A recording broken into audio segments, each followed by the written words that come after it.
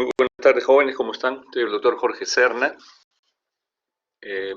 Me han encomendado en esta oportunidad de hablar a ustedes sobre un tema que es muy interesante, que parte del capítulo de cardiología que ustedes están llevando, pero en una clase virtual que tiene características especiales de una emergencia sanitaria, pero que es muy importante tratar de avanzar en esta forma de comunicación y de hacer docencia. ¿Cuántos alumnos son?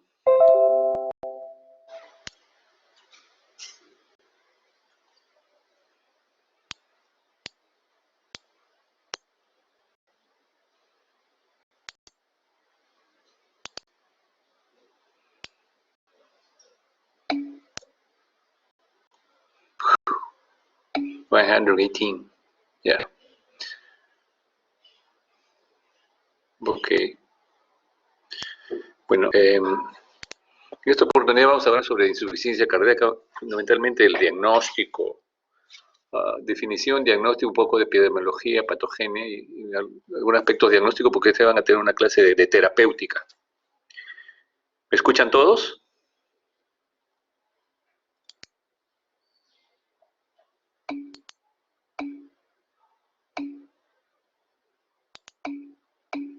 Listo.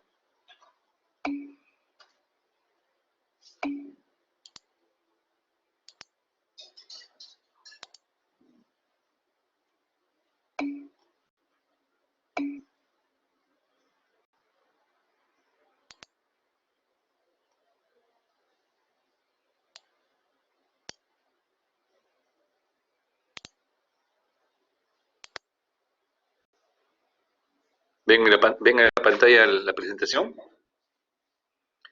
Abre alguno de ustedes el micro y contésteme, por favor. Sí, doctor, sí se observa la Sí, doctor. ¿Y lo que ha avanzado también? Sí, doctor. Sí, doctor. Muy bien. Es energía positiva, muy bien.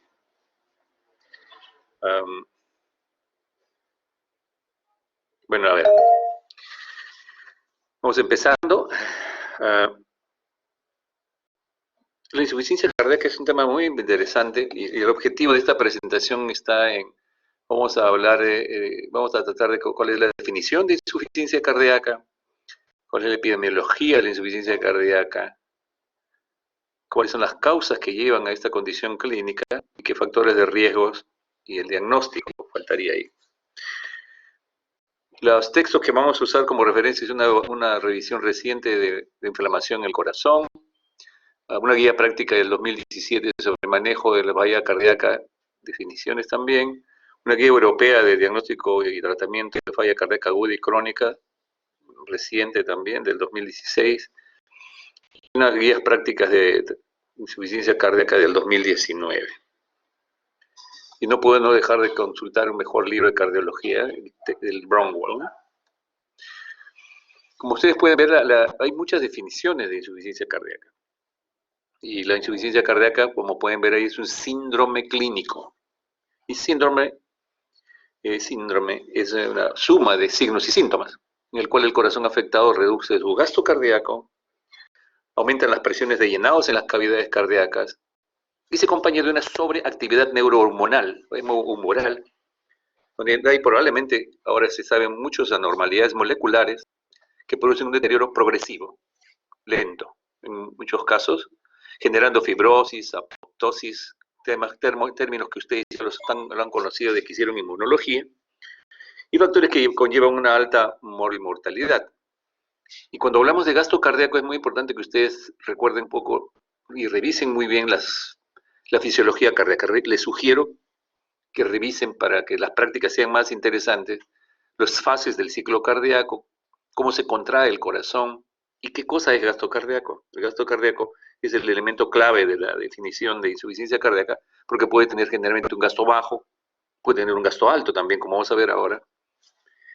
Generalmente genera presiones altas en las cavidades cardíacas porque no puede movilizar el volumen sanguíneo. Lo que se sabe ahora de la insuficiencia cardíaca es una sobreactividad neurohumoral importante. y que genera todos estos procesos que hemos conversado.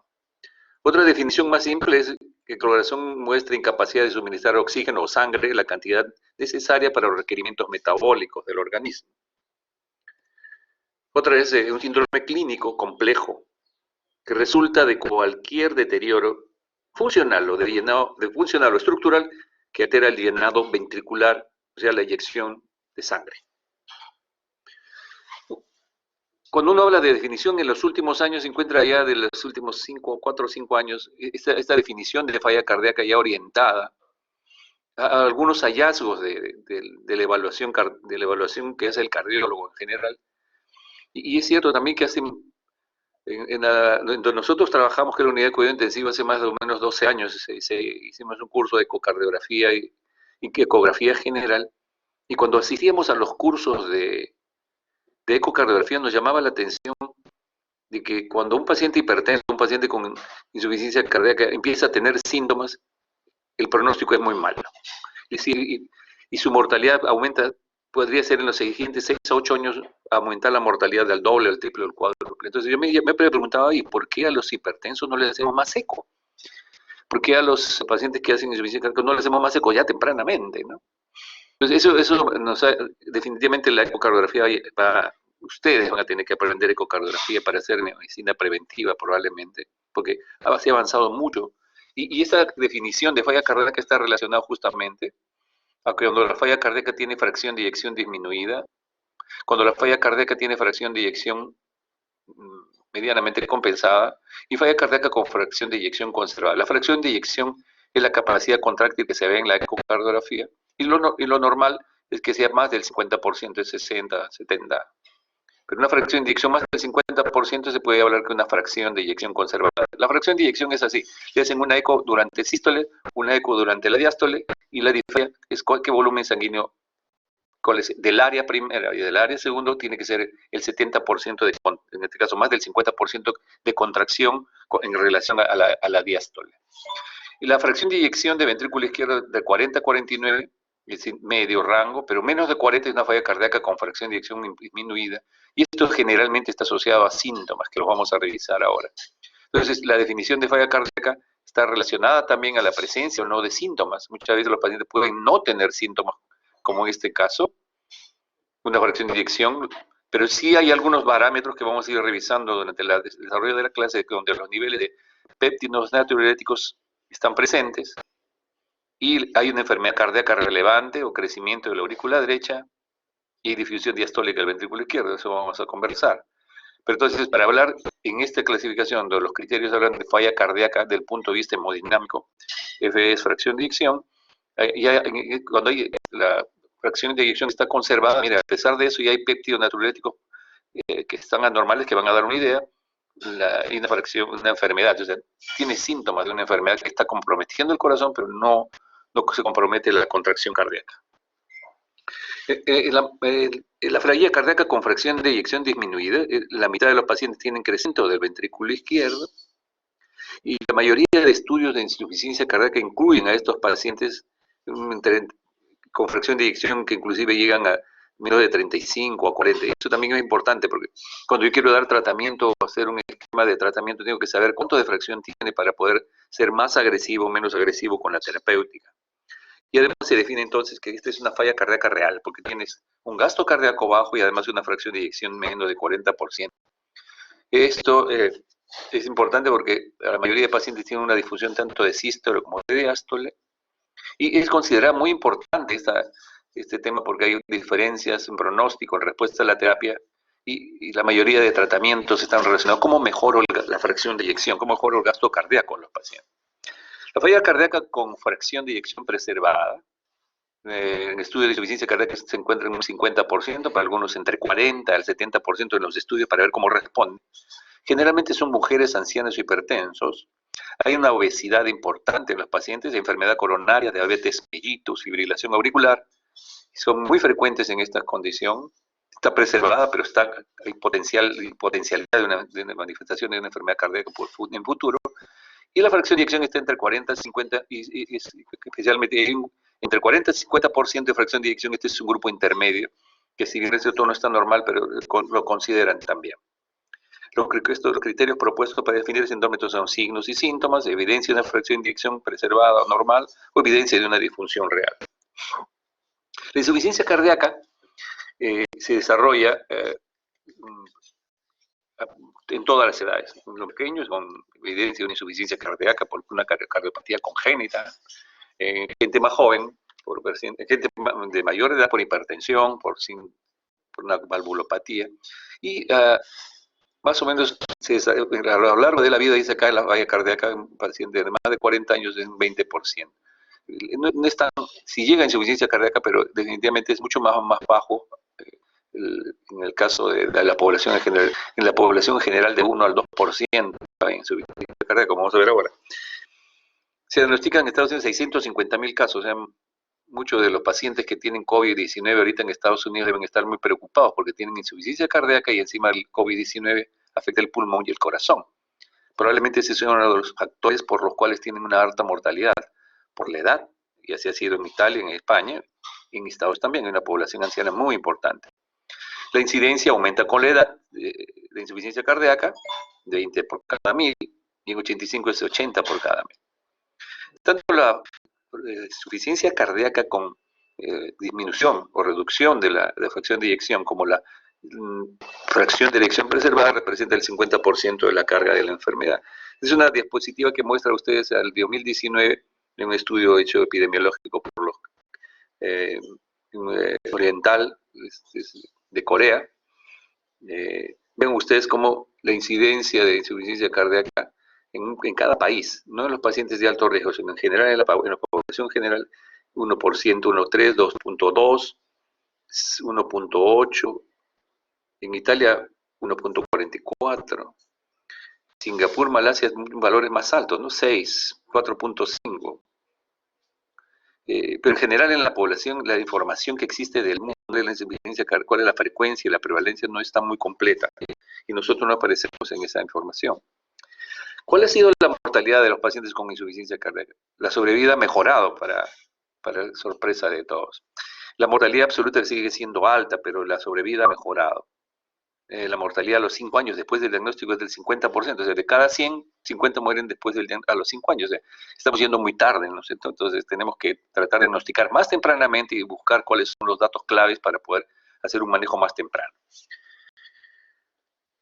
¿Cuáles son los factores de riesgo que generan insuficiencia cardíaca? Uno de los más importantes es la hipertensión arterial. Y ustedes saben muy bien que la hipertensión es un problema, es una epidemia en el mundo ahorita.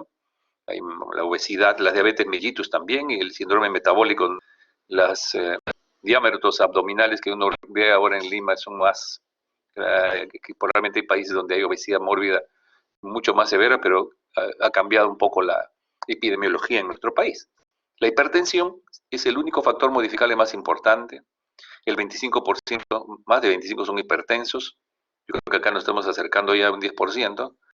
Tratamiento cada vez, nunca en los últimos 5 años en cuidado intensivo hemos tenido pacientes que han llegado con falla respiratoria y por shock también, pacientes de 120 kilos, de 180 kilos, de 200 kilos. ¿Se imaginan ustedes que eso no podemos dejarlo pasar y por eso es bueno que haya toda una cultura de mejora en la calidad de la alimentación? La diabetes mellitus asociada a lo que hemos conversado aumenta el riesgo de la falla, afecta desenlaces, y los síndromes metabólicos asociados a la obesidad y la diabetes, la hipertensión también a más de 20 años, a los 40 años, eso no es bueno, ¿no es cierto? Pero en Estados Unidos esto es más o menos así, porque los obesos o mórbidos allá son muy frecuentes. Ha disminuido algo, pero sigue siendo una epidemia en los Estados Unidos y en algunos países de Europa la obesidad mórbida. Asociado a esto también la enfermedad aterosclerótica que se asocia a la hipertensión, a la diabetes y al problema metabólico. Las causas de la falla cardíaca tenemos una larga lista en nuestro medio. La primera causa es la enfermedad coronaria y la hipertensión. No hay estudios muy completos, pero cuando se ha estudiado la insuficiencia cardíaca, la primera es enfermedad coronaria y hipertensión. Pero hay una larga lista de cardiomiopatía dilatada, la cardiomiopatía diabética, la acromegalia, la enfermedad tiroidea, la cardiomiopatía por alcohol, por cocaína, por cardiotoxicidad, por antineoplásicos, asociados a los problemas de frecuencia, taquibradicardia y las miocarditis virales. Probablemente parte de las enfermedades, del problema inflamatorio que desarrollan ahora los COVID-19, sea porque tiene receptores AC2, y sea enzima convertidora de angiotensina 2 y genera miocarditis además, y puede provocar muerte súbita con compromiso cardíaco importante. El TACOP2 es una enfermedad muy interesante, que es una cardiomiopatía de estrés. Afecta mucho más a las mujeres, pero no al hombre, y es una forma especial de insuficiencia cardíaca. La amiloidosis, nunca he visto sarcoidosis, yo lo he puesto ahí en interrogante. En Europa parece que la raza, tanto los judíos, los israelitas, como algunas razas de Europa tienen más frecuencia, pero en Estados Unidos también diagnostican, pero ya no es tan frecuente. La cardiomiopatía por hierro, cardiomiopatía periparto, después de 2 a 3 semanas de un parto puede haber insuficiencia cardíaca. Enfermedades del tejido conectivo también pueden afectar el miocardio, pero más pericarditis. Y la miocarditis por hipersensibilidad y problemas virales y Chagas, que es una enfermedad en Arequipa, en el sur del Perú, pero que cada vez es menos. Acá yo quería solamente reforzar que cuando se habla de medicación, los antracíclicos, que son medicamentos que se usan como medicamentos antineoplásicos, antitumorales, estos medicamentos cuando son utilizados, usualmente el oncólogo hace una solicitud al cardiólogo para que le haga un ecocardio para ver cómo está la fracción de eyección y si hay algún evento posterior poder controlar ese evento, porque estos antracíclicos producen realmente depresión miocárdica, lesión inflamatoria del miocardio y puede producir insuficiencia cardíaca aguda y crónica. Dentro de las enfermedades, entonces, acá ven ustedes 52% de enfermedad coronaria, la hipertensión, 48%, en este caso 18%, ¿qué dice? Sí.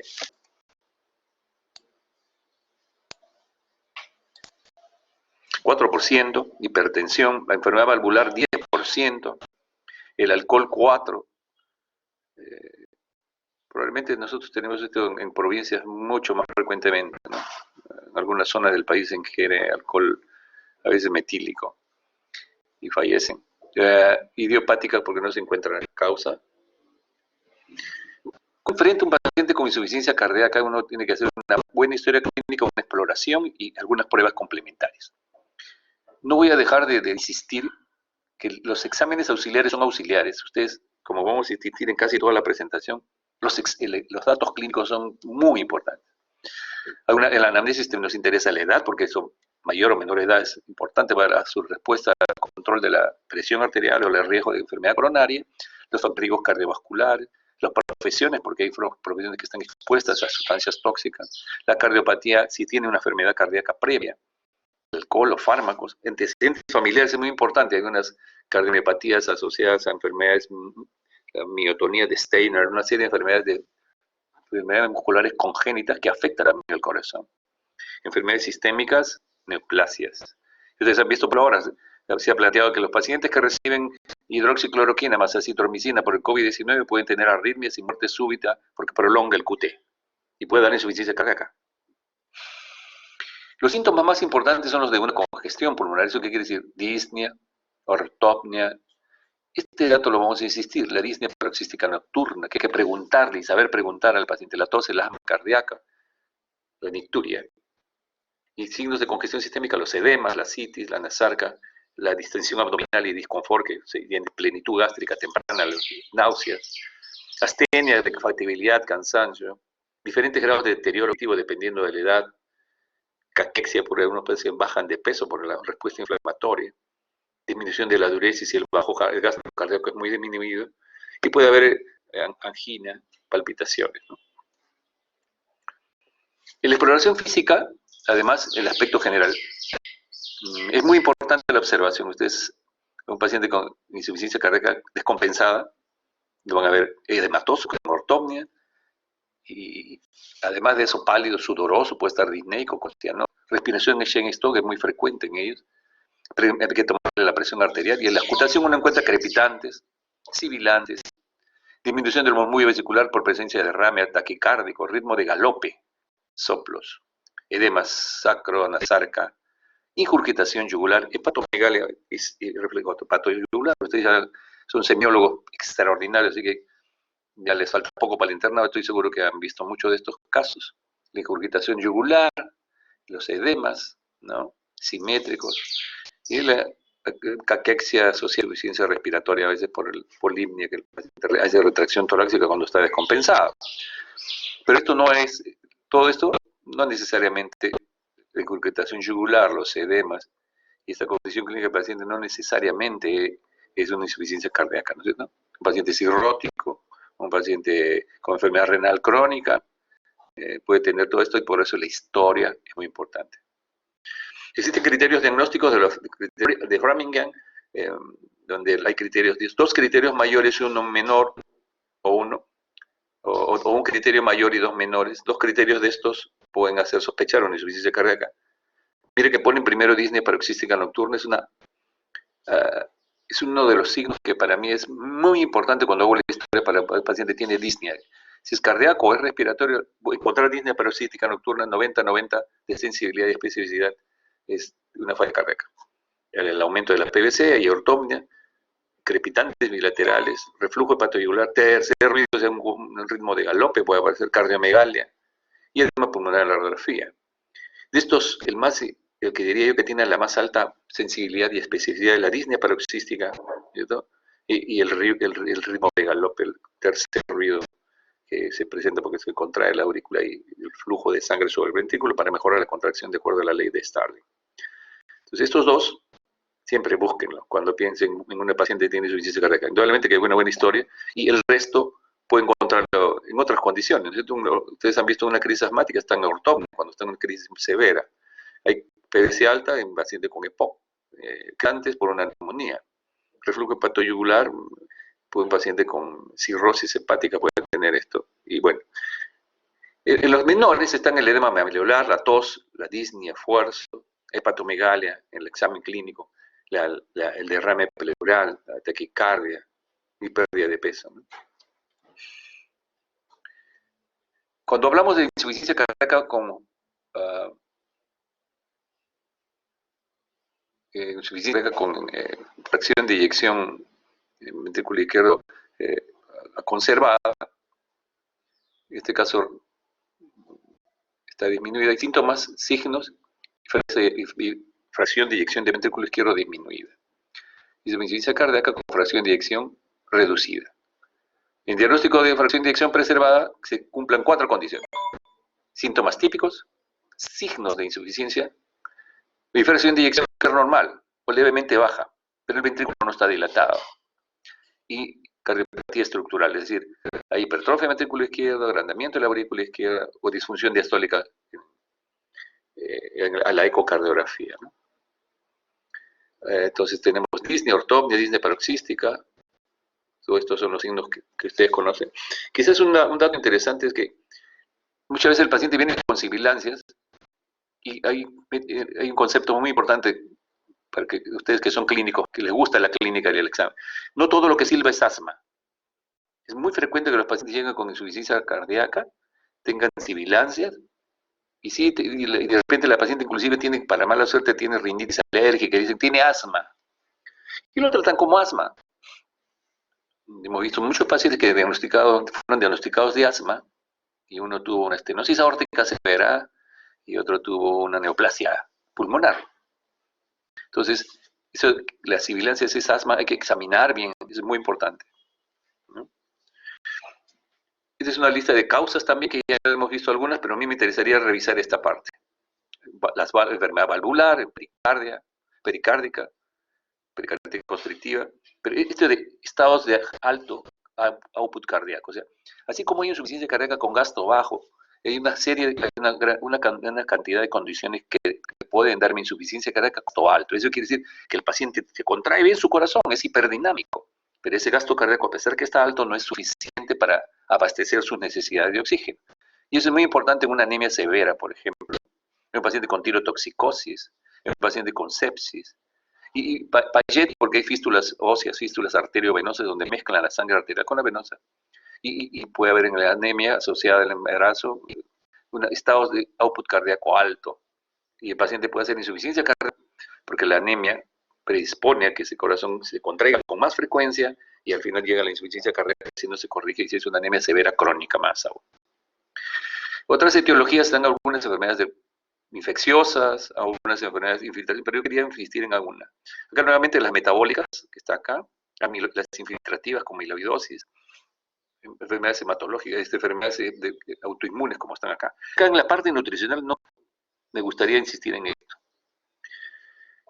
Y ahora está, no solamente está de moda, sino nos hemos descuidado porque la tiamina es una vitamina fundamental para el funcionamiento de las células. Revisen ustedes, busquen y participa en la conformación, en el pasaje del piruvato al lactato y en cada una de las enzimas que ustedes busquen a nivel de la membrana celular. Y esa tiamina le puede dar desde neuropatías, lo que se llama el beriberi húmedo, es la insuficiencia cardíaca.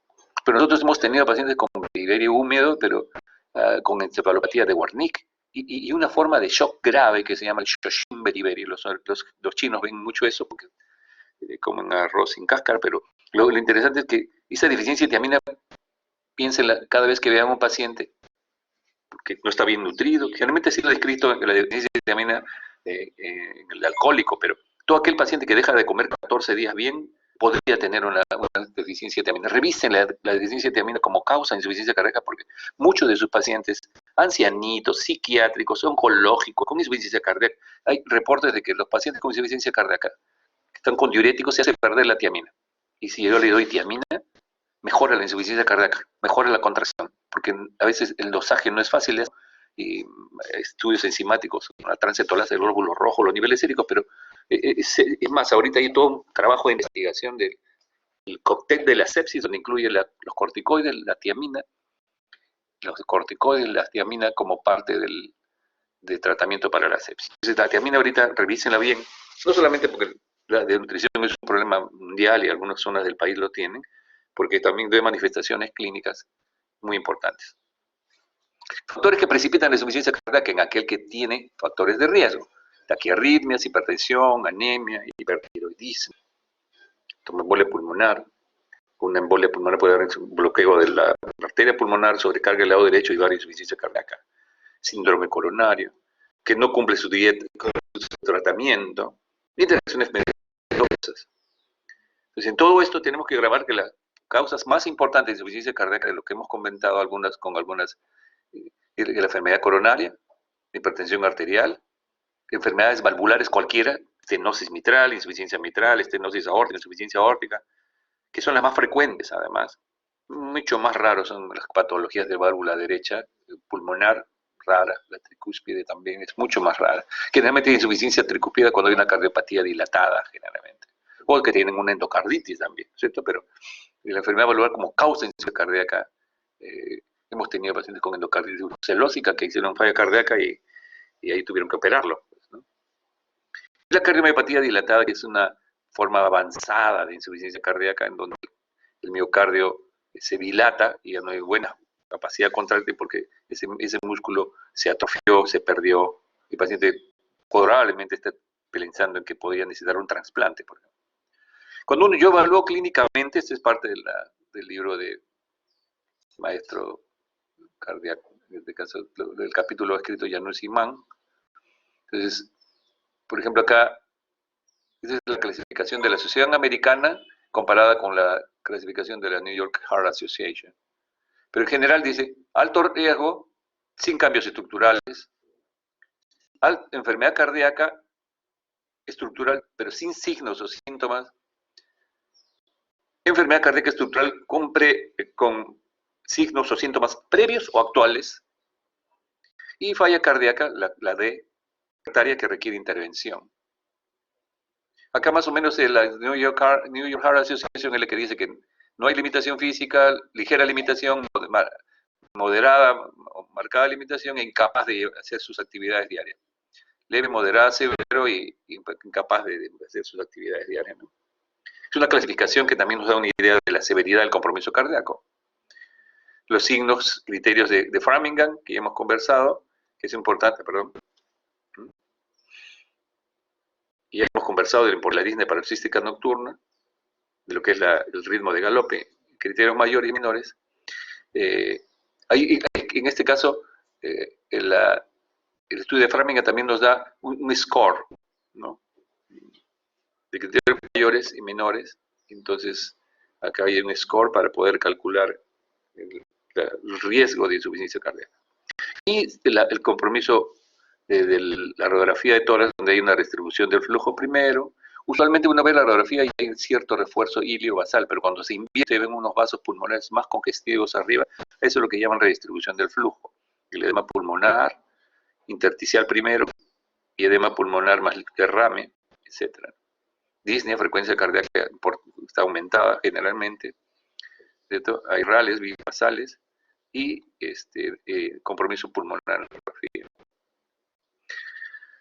Si uno hace una buena historia, usamos la historia para evaluar al paciente con insuficiencia cardíaca y sus síntomas nos van a dar una idea de en qué etapa está.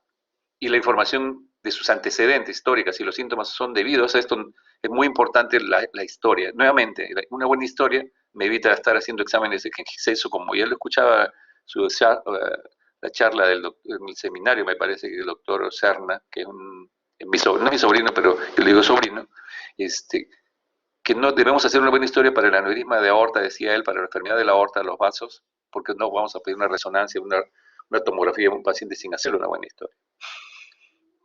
Los hallazgos físicos, nuevamente, los mismos, que hay que reforzar. Hemos perdido hacer la semiología, estamos haciendo más diagnósticos por un hemograma, hemoglobina, hematocrito, ecografía, y eso a veces nos hace perder la brújula de dónde debemos ir.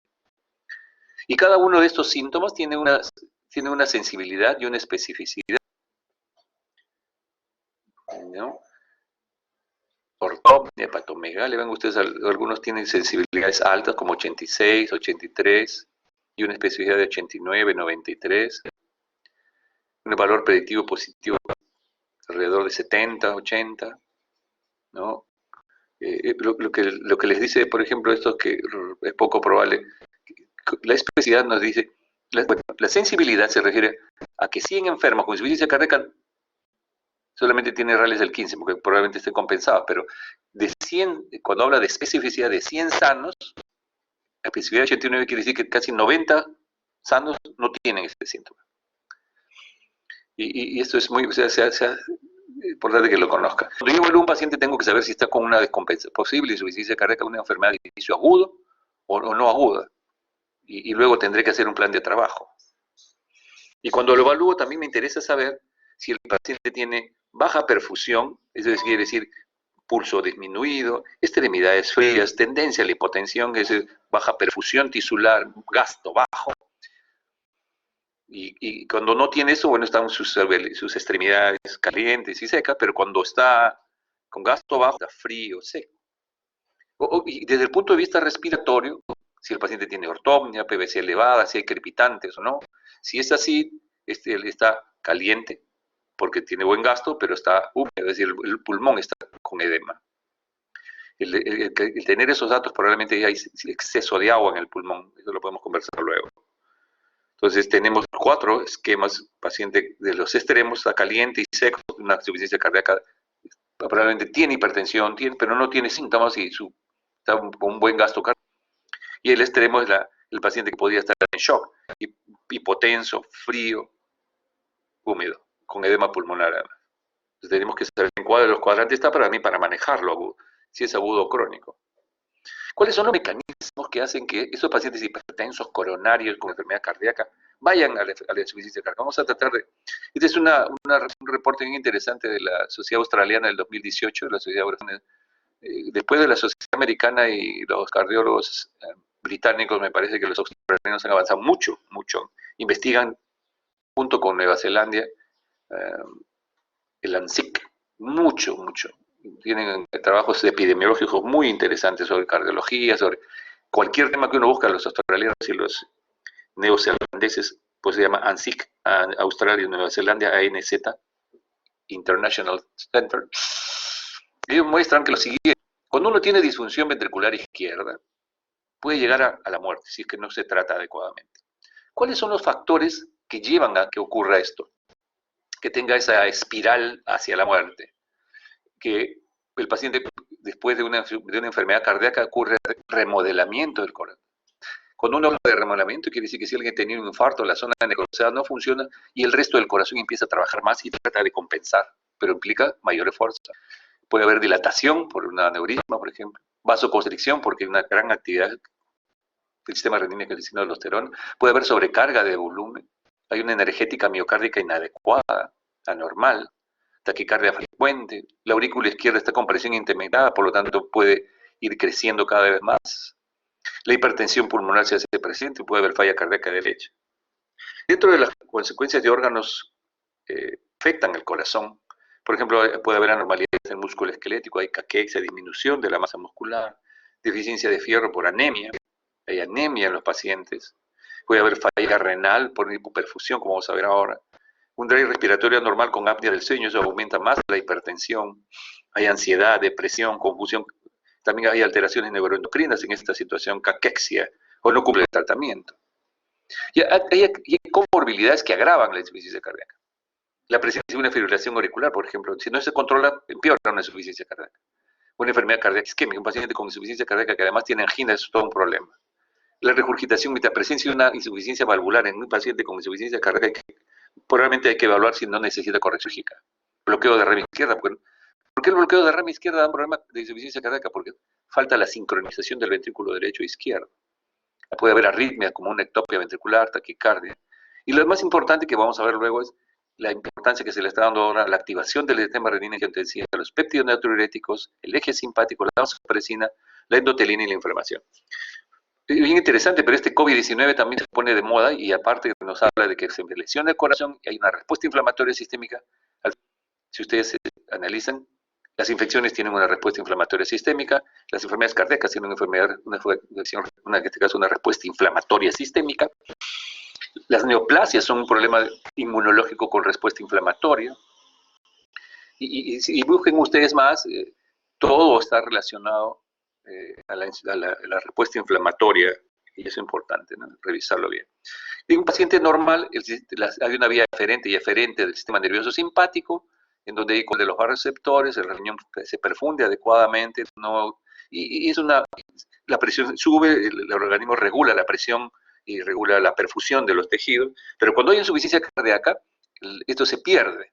Hay una gran descarga, disminuye el gasto cardíaco o un gasto cardíaco inadecuado mejor, y hay una gran actividad simpática que aumenta la actividad catecolaminérgica sobre el corazón, más frecuencia cardíaca, más consumo de oxígeno por el corazón, aumenta la norepinefrina y la epinefrina y eso implica mayor síntesis de renina o más resistencia renal, más aumento de resistencia vascular periférica y definitivamente hay una pérdida de los receptores y de los receptores y eso se entra en un círculo vicioso en el paciente en donde todos estos cambios hormonales generan que en el tiempo, como vamos a ver luego, se genera todo un proceso de destrucción, de inflamación, de fibrosis, de apoptosis celular, y un paciente que de una fracción de eyección que puede estar en 60, que en el tiempo, si no se corrige, si no se trata el hipertenso, si no se trata el problema valvular, si no se trata el problema coronario, hay daño secundario y el paciente puede ser hepático, y como ustedes pueden ver acá, este daño secundario ¿a qué? A un remodelamiento inadecuado, a una contractilidad disminuida, hipertrofia, apoptosis, fibrosis, actividad neurohormonal importante. Imaginen ustedes que todavía el COVID-19 se fija en los receptores de los receptores de la enzima convertidora de angiotensina 2, entonces tiene mucho que ver esto con la respuesta neurohormonal. Quizás esta diapositiva es más o menos lo mismo, pero quería presentársela porque la aldosterona juega un rol muy importante, no solamente porque retiene sodio y maneja la regulación del sodio del agua, y el potasio especialmente, sino que la espironolactona, esta aldosterona produce un trastorno en el remodelamiento de apoptosis en el músculo cardíaco y la espironolactona pasó a ser una droga muy importante de la insuficiencia cardíaca. Y como comprenderán también los bloqueadores del sistema renina-angiotensina-aldosterona. Y esta gran actividad simpática de uso de diuréticos, prostaglandina, todo esto que activa el sistema renina es para que aumente la angiotensina 1, aumente la angiotensina 2, y esto genera más retención de sodio, más sed, más vasoconstricción, secreción de aldosterona, y el paciente empieza a retener líquidos, a aumentar los síntomas de sobrecarga hídrica. Este tema de la renina es tremendamente importante porque se ha visto que hay sistemas de renina-angiotensina en otros tejidos, y eso también tiene mucho que ver con nuestro amigo COVID-19. Por ejemplo, en el corazón, en el cerebro, en el riñón, en la vasculatura en general, en la vasculatura del riñón, pero también en el pulmón. Y por eso es que esta COVID-19 se fija en los receptores de este tipo en el pulmón y activa una respuesta inflamatoria. Lo que es interesante que recuerden es que esta renina activa el angiotensina 1 y la angiotensina 2 produce todos esos efectos, pero que a la vez se activan también otros angiotensina 1, 7, 4 y 3, que son las que van a contrabalancear a través de otros receptores los efectos de la angiotensina 2.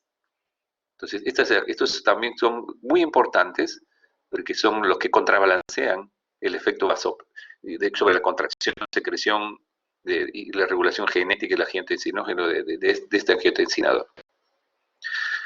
Esta diapositiva es solamente para mostrarles que cuando tenemos oxígeno, la célula lo metaboliza a través de la óxido nítrico sintetasa, la arginina, y produce radicales libres de oxígeno, especies de oxígeno reactivo, le llaman ROS. Pero definitivamente cuando hay proceso inflamatorio, como ocurre, cuando hay inflamación, se activan estas especies reactivas y se perpetúa el proceso inflamatorio a nivel de cualquier tejido. Y en la insuficiencia cardíaca no se centra eso. En todas las respuestas inflamatorias se activan los mecanismos que incrementan la sintetización de óxido nítrico y produce inflamación del músculo cardíaco. Se producen entonces sustancias vasoconstrictoras, péptidos, como la angiotensina 2, endotelina, vasodilatadoras. Y ustedes que hablan de vasodilatador, la norepinefrina puede ser vasodilatador también. La epinefrina a dosis bajitas tiene un efecto beta que contracción, por lo tanto la beta 2 produce vasodilatación, igual que la dopamina.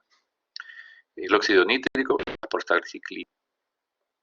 Hay una serie de biomarcadores que se activan entonces de esa respuesta inflamatoria, activación de enzimas, y una de esas enzimas más importantes, una de esos marcadores, es el péptido natriurético cerebral o auricular. Este péptido, como ustedes pueden ver, se activa en la insuficiencia cardíaca porque el músculo cardíaco, tanto la aurícula como el ventrículo, se produce un estrés, una dilatación, hay un aumento del trabajo cardíaco y ese estrés genera que se libere a nivel auricular varios péptidos, como vamos a ver ahora, y que tienen una sensibilidad cuando hay insuficiencia cardíaca muy alta, vean ustedes. De cada 100 enfermos, 97 está presente el BNP, el pro-BNP N terminal, el 98%. En pacientes con insuficiencia cardíaca aguda, con la insuficiencia cardíaca descompensada, igual, 90, 76, pero alrededor de 90, 80, casi 90, 80, 90 de sensibilidad y especificidad, tanto del BNP, NT, pro-BNP, en los pacientes con insuficiencia cardíaca. Y cuando pacientes están de alta, están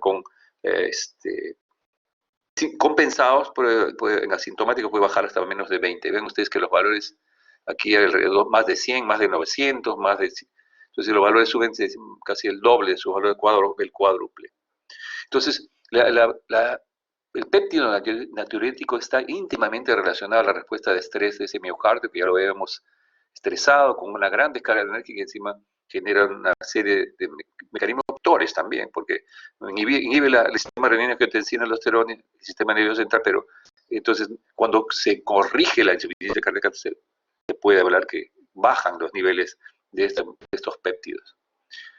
Un dato adicional acá en esta diapositiva es mostrar que las adipoquinas también se han demostrado que tienen un efecto sobre el corazón, producir hipertrofia, la matriz extracelular fibrosis, apoptosis, y hablamos de las adipoquinas porque tenemos que mencionar la obesidad como un problema. Los gorditos están inflamados, ya hemos dicho ya, tienen citoquinas elevadas, las adipoquinas producen una serie de respuestas inflamatorias, y es un componente de remodelamiento que empeora, que genera remodelamiento cardíaco, más falla cardíaca, ¿no? Y por consiguiente, esta respuesta de la sobrecarga de hemodinámica, la sobrecarga de presión, tanto el problema diastólico como sistólico, va a generar que el ventrículo ocurra por el exceso de trabajo por la red, debido al remodelamiento ventricular. Ocurre por eso la hipertrofia concéntrica, porque hay sustancias que estimulan la producción, el RNA mensajerio de ADN para que crezca el músculo inicialmente, y es excéntrico cuando crece el resto. Si hay un infarto, una zona necrosada, el resto del corazón puede crecer, pero hasta determinado momento. Hay una serie entonces de proteínas del corazón que desfallece, donde está federal membranas, algunas proteínas contráctiles, troponina, la miosina, los receptores betaadrenérgicos, el retículo sarcoplásmico. ¿Y todo esto que lleva? Un trastorno a nivel del metabolismo mitocondrial, en donde se afecta el metabolismo mitocondrial para generar piruvato, que ingrese a la mitocondria para generar acetoacetil-CoA y por eso se provoca toda la ATP, y entonces se afecta el metabolismo, el combustible más importante en la insuficiencia cardíaca, que el corazón se pierde, entonces entra en un círculo vicioso de inflamación, activación del sistema renérgico angiotensina y un deficiente aporte de oxígeno para sus necesidades metabólicas. En el remodelamiento que ocurre luego de una lesión, hipertensión, infarto, etc., hay los miocitos, la expresión genética se altera, hay proteínas anormales, hay necrosis, ¿no? Y tanto los inhibidores de la enzima convertidora, que son los que más se usan en la insuficiencia cardíaca y la hipertensión, los beta bloqueadores, disminuyen todo este proceso generado por la inflamación, generado por los radicales libres de oxígeno, y disminuyen en forma importante esos efectos negativos. Por eso ustedes probablemente en la terapéutica lo van a ver eso. Vamos a seguir. Esta última parte, encontré esta revisión que me pareció apasionante, porque nuevamente, vean ustedes, reevaluando el rol de la inflamación en la falla cardíaca. Y esto fue escrito, ha sido publicado en el 2020, y esto es por el Centro de Investigación Cardiovascular de la División de Cardiología de la Universidad de Medicina de Washington, y donde participó también el Servicio Médico de Birmingham, ahí probablemente en Boston y en Birmingham mismo, ¿no? Y acá se refiere que el sistema inmune, y todo lo que han estudiado en inmunología, que van a estudiar en reumatología, también es útil acá, porque se ha visto que la inmunidad innata y adaptativa está activada en una insuficiencia cardíaca. Los patrones moleculares de reconocimiento están ahí, funcionan, se activan. Y los patrones moleculares de daño, o sea, las sustancias tóxicas que pueden activar la respuesta inflamatoria, y tanto los Toll-like receptors que también están activados en esta enfermedad, imagínense. Y todo esto, la cardiomiopatía isquémica, la cardiomiopatía hipertensiva, la cardiomiopatía diabética, la cardiomiopatía en enfermedades congénitas, tóxicas, periparto, virales, que activan el sistema inmune, se activa la inmunidad innata, la inmunidad adaptativa también, y toda la respuesta inflamatoria que ustedes conocen afecta el músculo. Si se controla la infección, si se controla la insuficiencia cardíaca, si se controla la hipertensión, si el paciente es bien manejado, como ahora, esto puede ser mejor regulado. Y acá está más o menos en el mismo artículo, sale este diafragma que me parece espectacular, porque dice que este es el tejido basal, el cardiomiocito. Hay macrófagos, pero como hay homeostasis, la homeostasis se mantiene, pero cuando hay una injuria aguda, se genera una inflamación. Esta injuria aguda puede revertirse y volver acá. Pero si el paciente persiste y ya se activa el sistema renina-angiotensina-aldosterona, el sistema nervioso simpático, y esto lleva a una sobrecarga cardíaca. Y tengan ustedes un miocito estresado, mal funcionante, en donde si persiste la inflamación, y ellos le llaman aquí parainflamación, es una inflamación que persiste, que se hace un círculo vicioso. Y que de tener un ventrículo izquierdo normal en el que se adaptó y se reparó después de revertir de una enfermedad aguda, de un paciente con insuficiencia cardíaca que el proceso inflamatorio persiste, se recuperó cuando ustedes lo tratan, pero si ustedes no recuperan, no manejan la hipertensión, no manejan todos los factores de riesgo que empeoran una insuficiencia cardíaca, puede llegar a una enfermedad irreversible, intrasplante o fallecer. Es bien interesante porque vean ustedes, trials clínicos para terapia en inflamación, han hablado, aquellas medicinas que se usan en enfermedades inmunológicas, reumatológicas, infliximab, etanercept, o sea, todos aquellos que se usan en enfermedades inflamatorias. Y ellos encuentran que no hay una buena respuesta cuando han tratado a los pacientes porque la población es variable, la población no es homogénea, están en estadios diferentes, habría que conseguir poner mucho más que desde el punto de vista de biomarcadores estén más homogéneos. Y habla de ellos de que tenemos que encontrar un paciente con fracción de eyección, es heart failure, reduce, o sea, insuficiencia cardíaca con fracción de eyección reducida, y en una población que él le llama, necesitaríamos un fenotipo cardioinflamatorio. Me gustó ese término, porque ellos dicen, hay que seguir trabajando, porque por ahí está también la parte del tratamiento de la insuficiencia cardíaca. Por lo tanto, la insuficiencia cardíaca es un síndrome clínico caracterizado por síntomas típicos, disnea de esfuerzo, disnea paroxística nocturna, no se olviden, presencia de tercer y cuarto ritmo de galope, y que genera crepitantes, etc., que se genera por una anormalidad estructural o funcional, por una reducción del gasto cardíaco, presiones cardíacas elevadas, al reposo y al estrés. Y es además una respuesta inflamatoria persistente que lleva a la insuficiencia cardíaca congestiva grave, trasplante o muerte. A ver. ¿Ven ahí la diapositiva? A ver, vamos. Apunten esos datos. Quiero que apunten y lo lean porque es interesante. A ver. Varón de 87 años que ingresa a emergencia el 31 de octubre de las 21:30. Tiene una enfermedad de 3 semanas. Sensación de falta de aire, que ha ido en incremento. Tiene antecedentes de diabetes mellitus hace 12 años. Tiene 87 años, un varón de 87 años. De hace 12 años es hipertenso, tiene gota hace 12 años. Tiene cierto grado de insuficiencia renal crónica, pero sin diálisis hace 12. Tiene una enfermedad coronaria que fue bypaseado en 1998 en el Hospital Almenara. Entonces son buenos cirujanos, ahora ya es el INCOR. El portador es un portador de marcapaso. Desde noviembre del 2013, por bloqueo AB de tercer grado. Es un fumador pesado de 25 cigarrillos por día por 60 años, hasta antes de caer enfermo, según él, y cuya medicación habitual es de aspirina, valsartán, amlodipino, atorvastatina, lopurinol y ácido fólico. Cuando emergencia porque tiene sensación de falta de aire que ha ido en incremento en estas 3 semanas, tiene una presión de 90-60, una frecuencia cardíaca de 120, una frecuencia respiratoria de 28. Cuando se le observa clínicamente es piel pálida, conservada, la temperatura y hidratación conservada, pero pálido, no está ictérico, edema de una cruz nada más en zonas de declive. Y en el respaldo respiratorio encontramos movilidad circular que pasa disminuido en ambos campos pulmonares, se ocultan crepitantes y sibilantes, ruidos cardíacos de buena intensidad, no se ocultan soplos, y en este caso el abdomen es el ruido presente, blando depresible, Glasgow 15, no signo de focalización.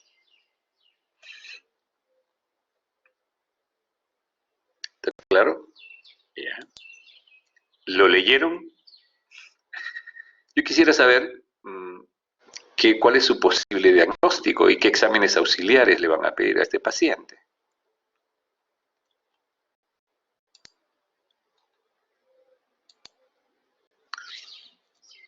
A ver, mi querido Adrián Alfonso Álvarez, ¿qué más te llama la atención del cuadro clínico y qué exámenes le pedirías tú? ¿Cuál es tu presunción diagnóstica? Adrián Alfonso Álvarez.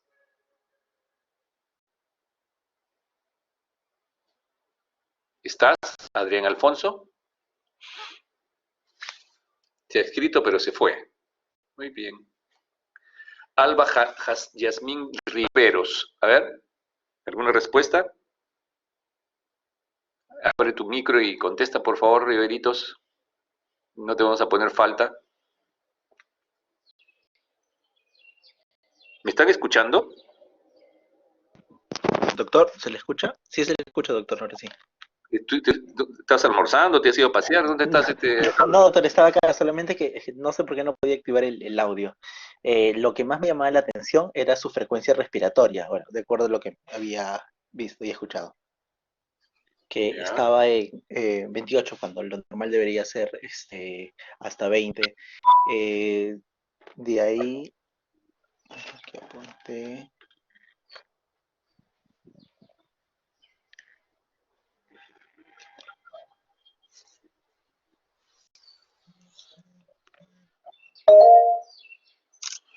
A ver, ¿algo más?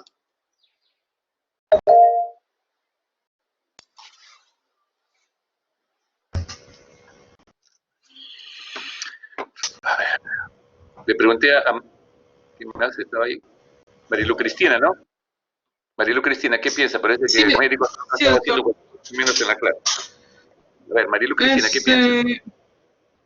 Bueno, observando la frecuencia cardíaca está en 120, si bien está elevado, más sobre 100.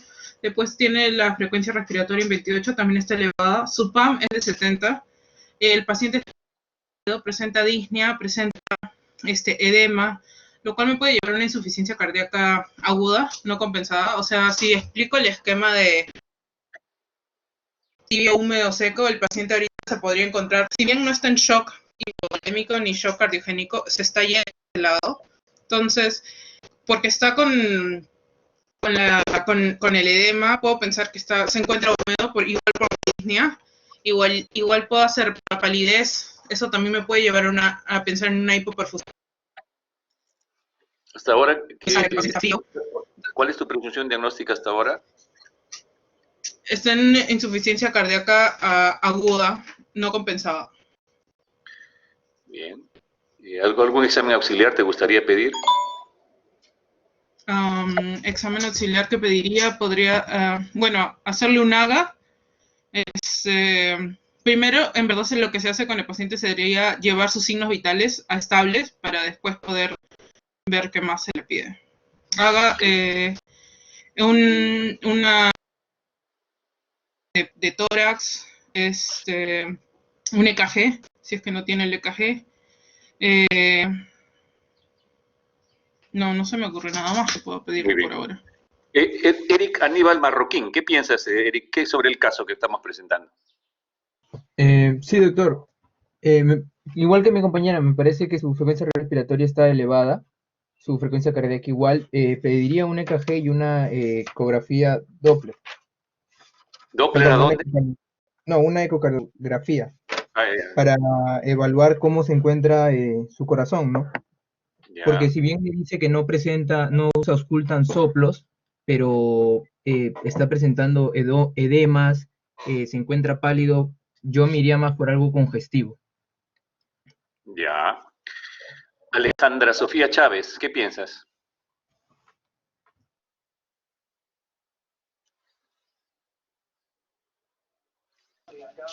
Aló, doctor, ¿me escucha? Sí. Bueno, pienso también lo mismo, que es una insuficiencia, es una falla cardíaca y no es compensada, y también solicitaría ciertas pruebas de laboratorio. Ya. Por ejemplo, Como dijo mi compañero Marroquín, un Doppler, un ecocardio. un ecocardio, y bueno, creo yo también un electro. Ya. Brian Villar Galvez, ¿qué dice Brian?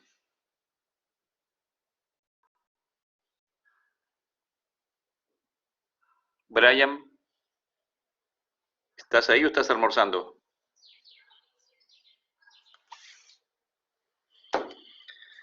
No está Brian. ¿Está Brian? No.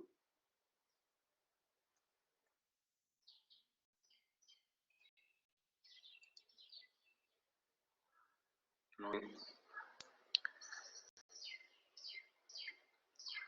William Renato Becerra. William Renato, ¿qué te parece? ¿Sí? ¿Aló? ¿Dónde estás? ¿Estás escuchando la clase? Sí, doctor. ¿Qué preguntaba? ¿Qué preguntaba? ¿Qué preguntaba? Muy bien. ¿Sí, ¿has visto el caso clínico?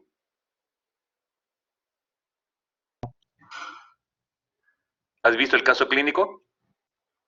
No, doctor, mi audio no, estoy en el audio de mi hermana. Ya. Sí, pues, pero tienes que estar atento porque estamos... O sea, si el audio está fallando, no estás escuchando la clase, en consiguiente estamos mal, no estás escuchando la clase. ¿Qué dice Yelenit Quiñones? Para acabar. Yelenit. A ver. ¿Qué piensas?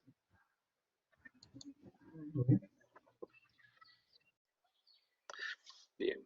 También está almorzando. Ya, muy bien. ¿Qué pasó?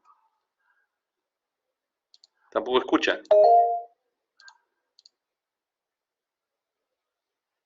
¿Qué pasa, Carlos Ariel Noriega? Doctor, una pregunta. ¿Se le podría pedir al paciente dentro de los exámenes de laboratorio los péptidos? Ya, eso vamos a ver luego. Ya. ¿Pero qué te parece el cuadro clínico? Bueno, es un paciente que está descompensado, tiene la presión baja, respiración elevada y la frecuencia también está elevada. Según lo que veo, en respiración tiene crepitantes y sibilantes. Probablemente haya un daño o bueno, haya infiltración en el pulmón. No se escucha soplos. Bueno, también pediría ecocardiograma y un EKG y un ecocardio. Y también pediría unos rayos X, una placa de tórax. Muy bien. Este es el electrocardiograma. Ya.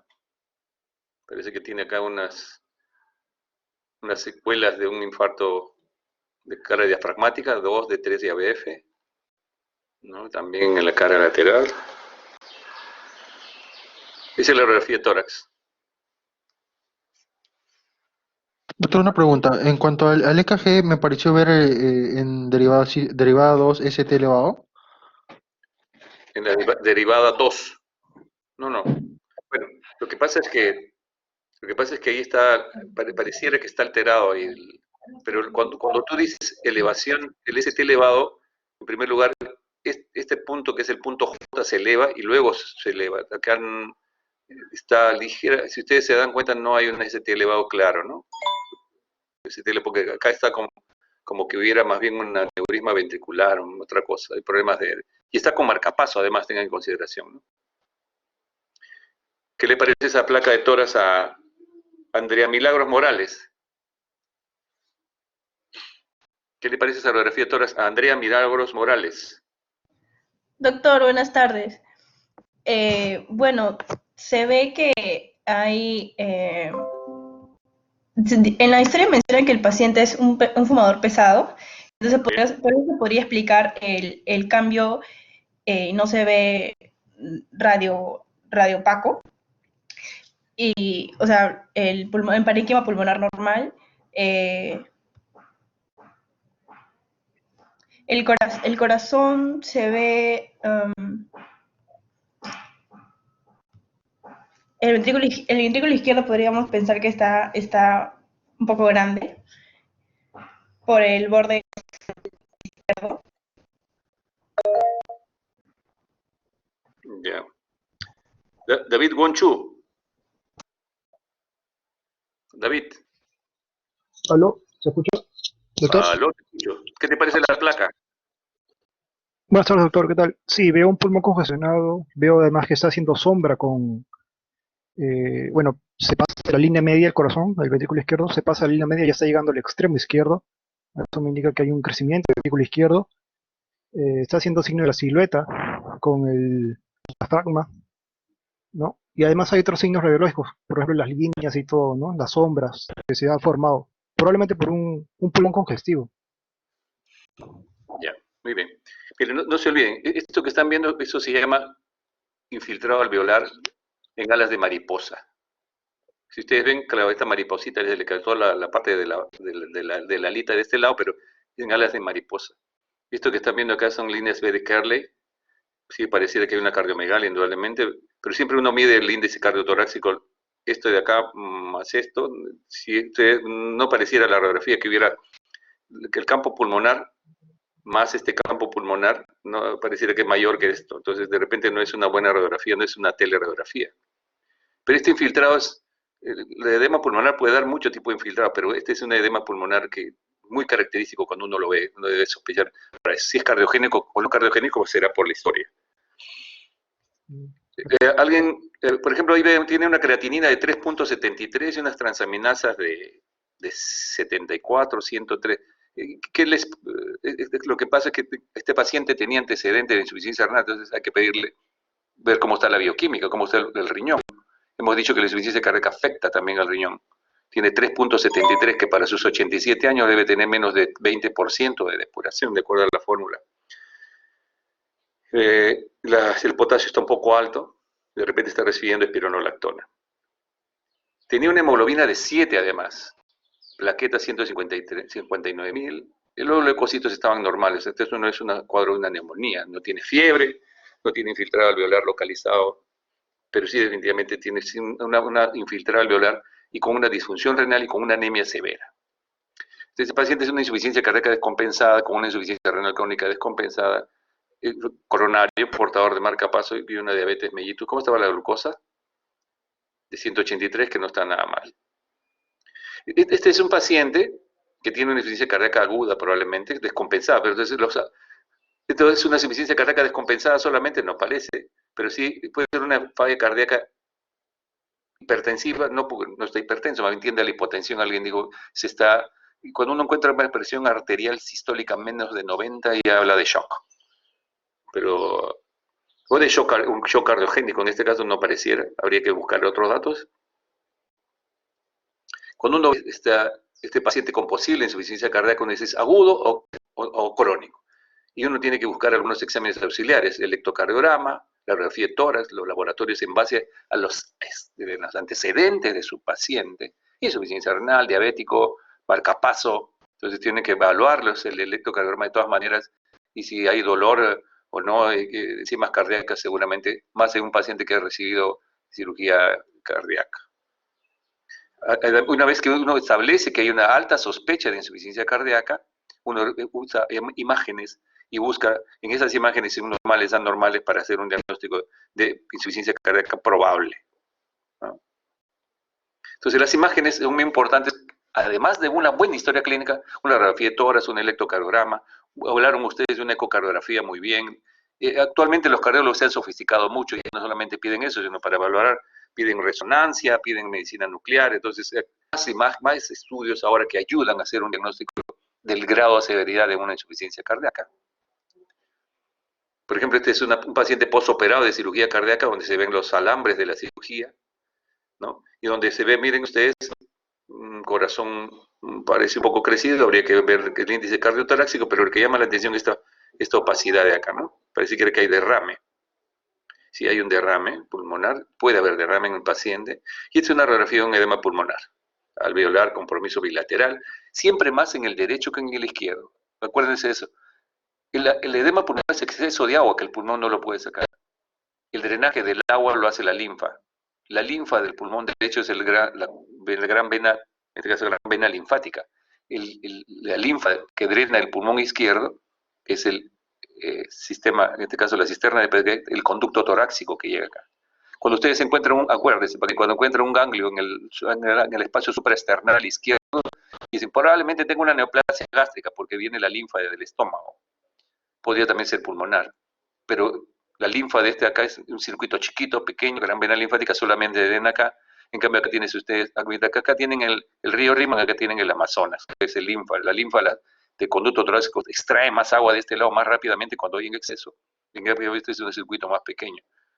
Es rara vez encontramos la imagen. Y si se dan cuenta también en el infiltrado que vimos en la radiografía anterior, había más agua en el lado derecho que en el izquierdo. Una tomografía que muestra el derrame, una ecocardiografía que también muestra algunos problemas de contracción cardíaca, hipertrofia ventricular derecha. Vean ustedes cómo está hipertrófico el ventrículo izquierdo. Vean ustedes cómo está hipertrófico el ventrículo izquierdo, un septum engrosado. Acá la cardiología nuclear también ayuda. Eso es lo que los cardiólogos, nosotros no tenemos mucha experiencia, pero son los cardiólogos los que más ven esto para estudiar el flujo sanguíneo miocárdico, cómo está el metabolismo celular o la función ventricular con la medicina nuclear. Este es un SPECT que usa el Tecnesio 99, pero hay otras sustancias que usan ellos para evaluar cómo está la perfusión, cómo está la contracción, cómo está el metabolismo celular cuando hay problemas diagnósticos. La resonancia también ayuda. Ellos, las imágenes permiten no solamente valorar el tamaño, el diámetro con mejor claridad, sino también permiten ver el realce con gadolinio que permite ver el tamaño del ventrículo, la pared del ventrículo, y hablar de repente hacer diagnóstico de tumores o en este caso de problemas valvulares también, ¿no? En conclusión, a ustedes, un paciente que tiene sospecha de disfunción, evalúan el EKG, el péptido natriurético que no le hemos pedido acá, el test, si esos test son anormales, las imágenes les hacemos una imagen cardiográfica, angiografía nuclear o resonancia, y si los test evaluamos la causa, qué grado, qué factores lo precipitan y tendremos que dar un tratamiento. Historia, diagnósticos, evaluación del volumen, exámenes no invasivos, una buena historia, nuevamente insisto, ecocardio, y ocasionalmente necesitamos un cateterismo cardíaco cuando hay un paciente coronario que está entre que se descompensa por la enfermedad coronaria o no. Hipertensión no controlada, ¿cierto? Las arritmias, la infección respiratoria, son factores que son desencadenantes y que descompensan una insuficiencia cardíaca, que hay que buscarlo para tratarlo. Y como hemos dicho, hay alto riesgo de desarrollar una falla cardíaca. El paciente tiene factores de riesgo, pero todavía está asintomático. Mira la cantidad de personas en el mundo que se considera que está en este grupo. Asintomático, sintomático, y enfermedad refractaria que de repente necesita, está en estadio 4, New Heart Association, y ya tienes insuficiencia cardíaca definida en estos últimos dos, ¿no? Acá el síndrome metabólico, fíjense ustedes, la obesidad, no está, paciente con enfermedad cardíaca pero con una buena fracción de eyección, pero si está obeso, la obesidad, la hiperglicemia, la dislipidemia, genera una respuesta inflamatoria, los gorditos son inflamados, tienen TNF alto, interleuquina, y eso genera aumento de problemas a nivel de la estructura muscular cardíaca a través de los, habíamos dicho, de algunos sistemas endocrinos del tejido graso. Alguien me preguntaba, ¿le pediríamos a una peptio? Sí, se ha demostrado peptido natriurético, brain natriuretic peptide, péptido natriurético, el N-terminal pro péptido natriurético cerebral y el MR pro péptido natriurético auricular. Este péptido natriurético es una porción de la molécula del péptido, este es el N-terminal, y estos, vean ustedes, en pacientes, lo veíamos ya esto anteriormente, son de un 90 a 76% para cuando el paciente está descompensado. Hay que pedirlo. Nos habla de la severidad de la enfermedad y que cuando lo controlamos disminuye. Entonces, cuando tenemos un paciente, tenemos que evaluar su función cardíaca, renal, vascular, neurohormonal, controlar la congestión. Entonces, en la insuficiencia cardíaca, nuevamente, aquí, he eliminado una parte que era el síndrome cardiorrenal. Tenemos pacientes que tienen problema cardíaco agudo y que pueden hacer falla renal aguda. Tenemos un paciente con insuficiencia cardíaca crónica que puede hacer falla renal crónica. Y al revés, se llama síndrome cardiorrenal. Pacientes que tienen insuficiencia renal aguda y que hacen falla, edema pulmonar agudo, que se llama renocardíaco tipo 3. Los dos primeros eran 1-2. Cuando tiene falla renal crónica, también por la anemia, por la fístula arteriovenosa, genera alteraciones del corazón y esto genera un síndrome renocardíaco, cardiorrenal tipo 4. Y hay uno tipo 5 que también es una mezcla de ambos. Entonces, todos esos aspectos hay que valorarlos y definitivamente controlar y evitar que llegue una disfunción múltiple de órganos con un tratamiento adecuado que lo van a ver el día de mañana, me parece.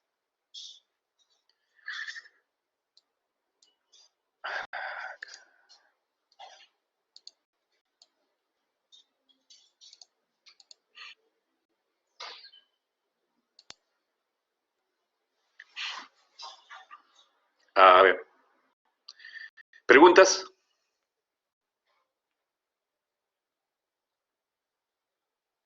¿Preguntas? Si usted no hacen preguntas, les voy a... Tengo una pregunta. Dígame. En el caso de la insuficiencia cardíaca, ¿se podría observar un supradesnivel del segmento ST? En la fase, cuando hay isquemia, ¿sí? Lo que pasa es que este paciente ya tiene enfermedad coronaria previa. 1, 2. De todas maneras hay que pedir enzimas cardíacas, es lo único que te va a decir, porque los cambios en ahí son más parecen crónicos, porque tienes unas ondas Q muy marcadas.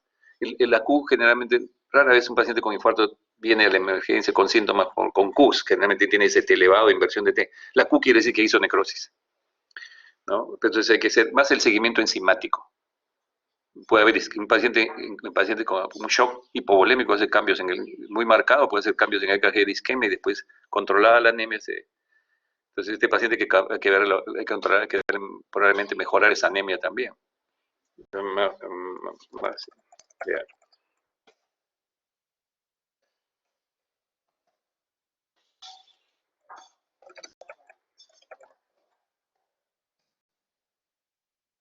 ¿Alguna pregunta? ¿Usted cree que me puede enviar la diapositiva? ¿Qué? Hay que estar más colgadas.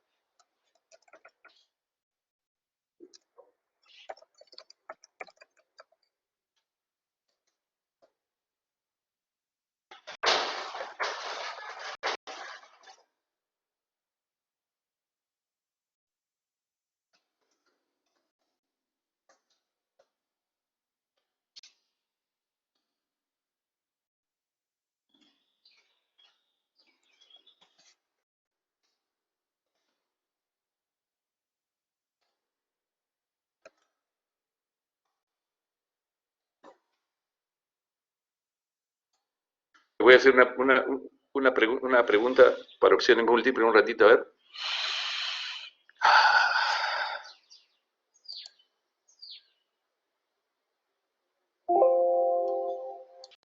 Bueno, para que me conozcan, si no, no me van a conocer. Ya.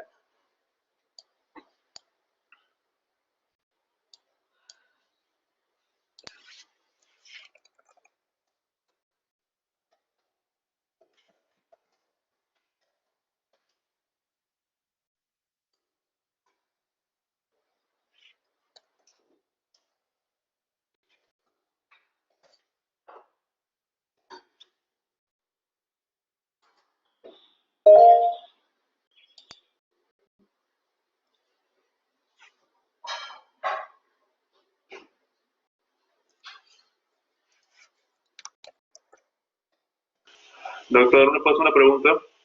Adelante. Sí.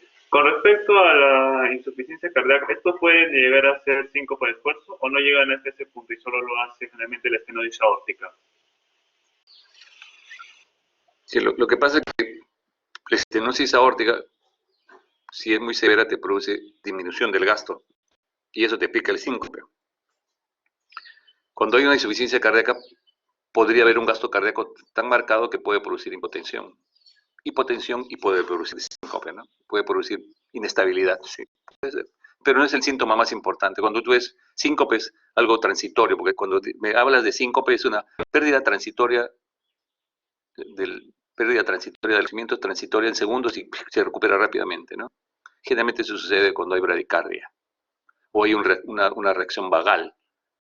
Ustedes han visto cuando hay hipotensión ortostática también. Alguien que está haciendo hemorragia digestiva y así sangra y así hipotensión ortostática se desmaya y cuando usted le toma la presión sentado y echado está normal. Entonces, y tenía 15 hemoglobina, está en 10, pero no se le nota.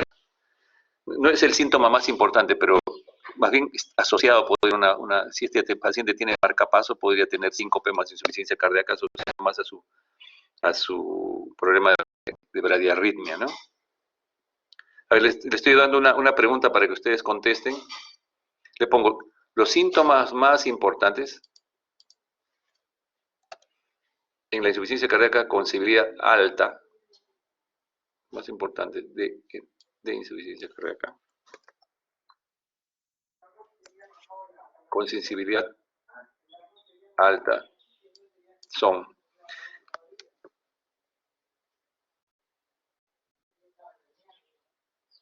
ya, ahí va, contesten por favor.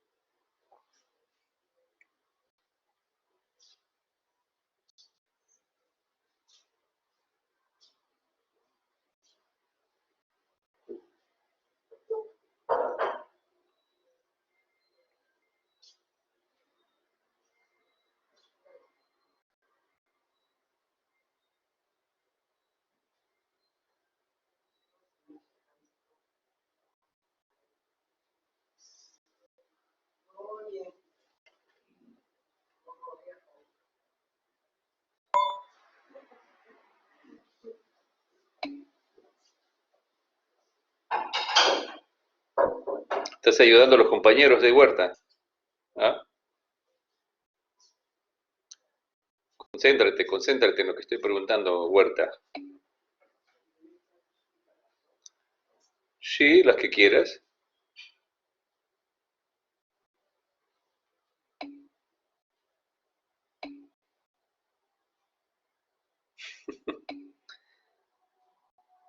Sí, no sé. ¿Están marcando todos?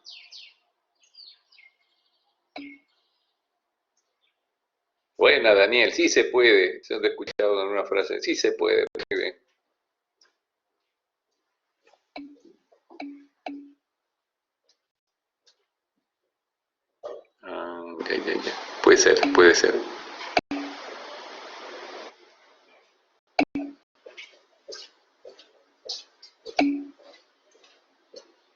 No se preocupe, que eso no se preocupe.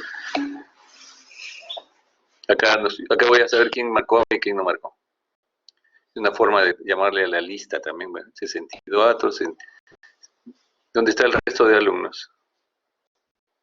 Hay 109 y... A ver. Va.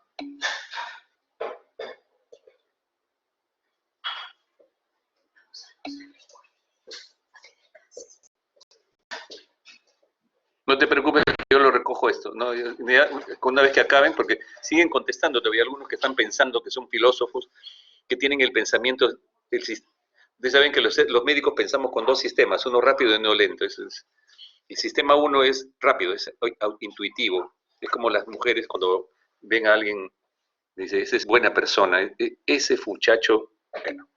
Y el sistema lento es el que, mientras uno es intuitivo, es más raciocinio. Entonces, algunos en el sistema 2 es más lento, más frío, más calculado, pero es más analítico. En cambio, el otro es más, me parece que es algo casi automático, ¿no? Cuando ustedes ven la cara de alguna persona con depresión, me parece que está muy deprimido, depresión, ¿no? O cuando alguien está lleno de cólera, también, ¿no? Entonces, es automático. Ustedes miran y, porque hemos entrenado a eso, ¿no? Muy bien. ¿Cuánto? A ver, ahí van, se sientan con 85, 96, más 14, 96 más 14, 110. Ya. Listo.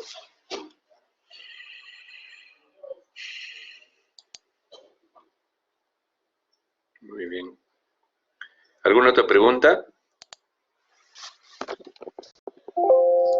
¿Alguna otra pregunta, muchachos? ¿Estuvo claro? Creo que están almorzando ya ustedes, ¿eh? Doctor, una pregunta. Dime, Ani Salgado, ¿no? Sí, ¿qué tan al menos en los No casos te de escucho insuficiencia bien. cardíaca es que se presente, qué tan recurrente en el caso de los pacientes con insuficiencia cardíaca que se presente hepatomegalia?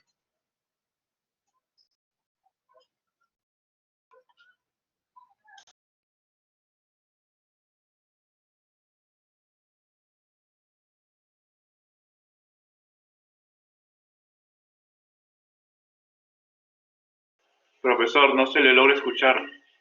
Doctor, no se le escucha todo su audio. Sí, perdóname. Ya. No, lo que estaba diciendo es que la hepatomegalia es muy frecuente en la insuficiencia cardíaca congestiva, la insuficiencia cardíaca global, porque implica que no solamente está congestión el pulmón, y el pulmón tiende a ser, eso que ustedes ven esas alas de mariposa, porque hay una vasoconstricción pulmonar para distribuir el agua en cierta zona y que el resto del pulmón permita oxigenar. Entonces, cuando es crónico, crece la aurícula izquierda, hay congestión pulmonar, se sobrecarga el lado derecho, hay ingurgitación yugular importante, hay hepatomegalia, hay reflujo hepatoyugular y un edema más tremendo, ¿no? Es cuando hay insuficiencia cardíaca global. Inicialmente puede no haber de hepatomegalia, pero en la insuficiencia cardíaca global sí aparece, especialmente cuando se descompensa, ¿no? ¿Listo? ¿Alguna otra pregunta? Ahorita ustedes revisen bien esta clase, que les va a servir mucho para que entiendan la parte de tratamiento. La parte de tratamiento está relacionada fundamentalmente a todo, cómo bloqueamos la respuesta del sistema renina-angiotensina-aldosterona, cómo bloqueamos el exceso de red enérgica, cómo podemos trabajar la parte inflamatoria de la apoptosis, del deterioro y las anormalidades morfológicas que aparecen en un paciente. Un paciente, anormalidades que aparecen en un paciente que tiene infarto, que tiene insuficiencia cardíaca, ocurre una remodelación cardíaca que no siempre es beneficiosa, ¿no?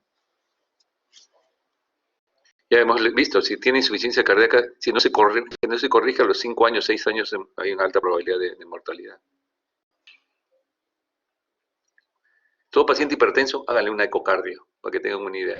Yo he visto una clasificación, un ecocardiografista que le hacía eco a todos sus hipertensos y veía cómo evolucionaba. hipertrofia ventricular izquierda, discreto crecimiento de la aurícula izquierda, hipertrofia ventricular izquierda y gran crecimiento de la aurícula izquierda, y luego hipertrofia ventricular sobrecarga bilateral y terminada con una cardiomapatía dilatada. O sea, todo ese proceso ocurre si es que no se maneja bien, si es que el paciente no recibe tratamiento, si es que no cumple el tratamiento. Y probablemente algunos pacientes, probablemente todavía no conocemos algunos pequeños detalles de este proceso inflamatorio que ocurre, que están cada vez más investigándose y que están buscando cómo corregir, además del tratamiento adecuado, cómo bloquear esa respuesta inflamatoria. Los ACEs, los beta-bloqueadores, la espironolactona han demostrado que disminuyen la mortalidad.